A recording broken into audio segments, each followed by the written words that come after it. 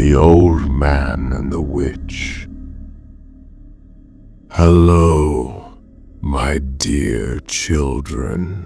My name is Grandpa Muhammad, and I am here to share a special story with you.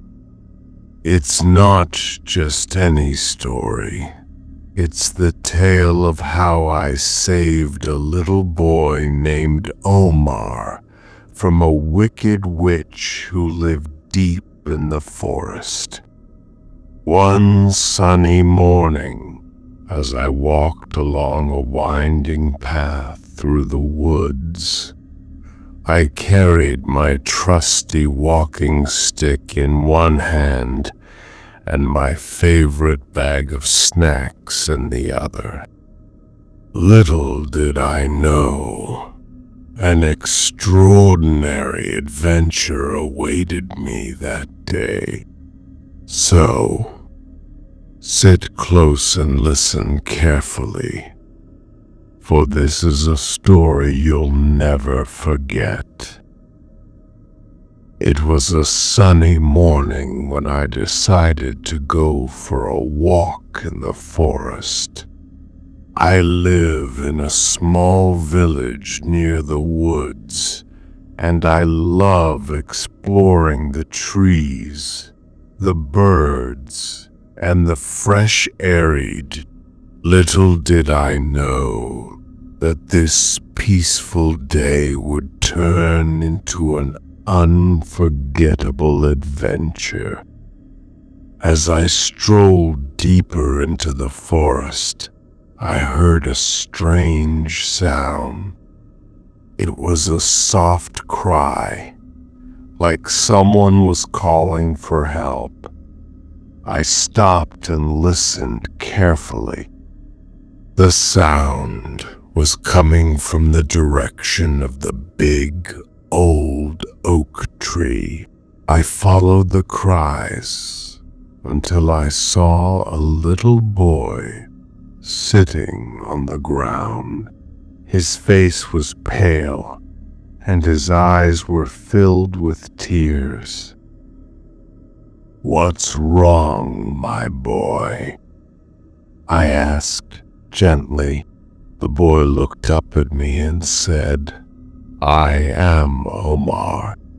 I got lost while picking berries, and now I can't find my way home." "Don't worry, Omar," I said.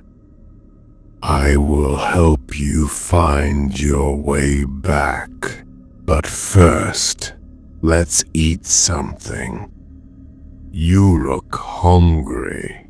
We sat under the shade of the tree, and I shared my bread, cheese, and dates with him.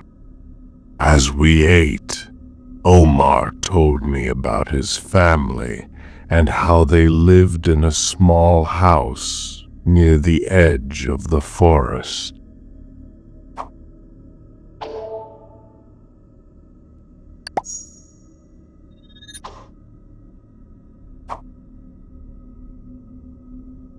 After we finished eating, I stood up and said, "Let's go, Omar.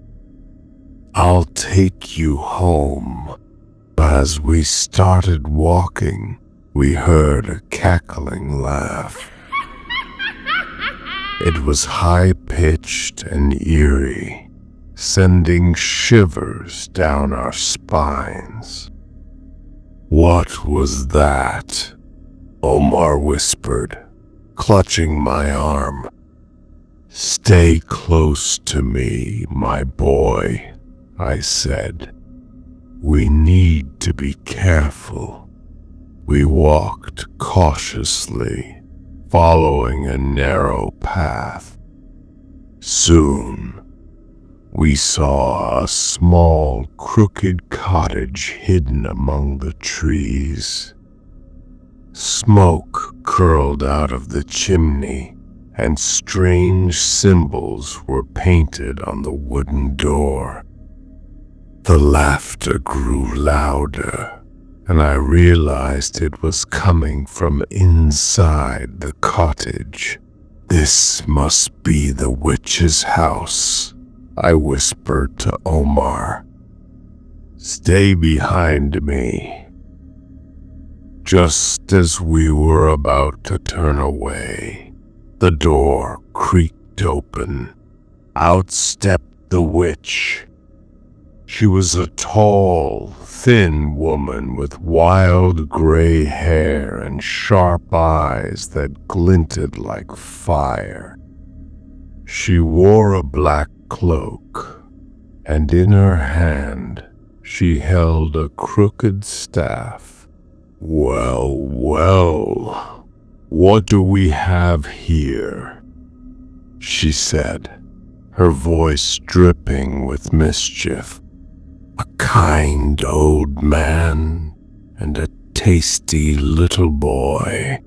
Omar clung to me, trembling with fear.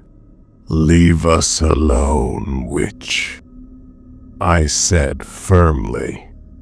"We're just passing by." The witch laughed again. "Passing by? Oh no, you're just in time for my supper. I've been craving a nice, juicy stew." "Not on my watch," I declared, gripping my walking stick tightly. I knew we couldn't outrun the witch, so I had to think fast. I whispered to Omar, "Trust me, and do exactly as I say." I turned to the witch and said, "Oh, great witch, you must be very powerful and wise. But I bet you can't catch us if we run through the forest. We're very quick, you see." The witch's eyes narrowed. "Quick? No one is quicker than me," she boasted. "Prove it," I said with a sly smile. "Give us a head start, and then try to catch us. If you do, we'll be your supper. But if you can't, you must let us go." The witch rubbed her chin and grinned. "Very well, old man. You have 1 minute. Run." I grabbed Omar's hand and we dashed into the forest. But instead of running aimlessly, I led him to a hidden cave I had discovered on one of my earlier walks. It was small, but deep enough to hide us from the witch. We crawled inside and waited silently. We could hear the witch's footsteps as she searched for us. "Where are you, you pesky little creatures?" she hissed. I reached into my bag and pulled out a handful of shiny marbles I always carried for good luck. Carefully, I rolled them out of the cave and onto the path. When the witch saw the marbles, she thought they were magical stones and stopped to collect them. "These will make a fine addition to my potions," she muttered. While she was distracted, Omar and I slipped out of the cave and ran as fast as we could. We didn't stop until we were far away from the cottage. Finally, we reached the edge of the forest where Omar's family was waiting. His mother ran to him and hugged him tightly. "Oh, Omar, we were so worried about you," she cried. Omar pointed to me and said, "Grandpa Muhammad saved me from the witch." Omar's father shook my hand and said, "Thank you, sir. You are a true hero."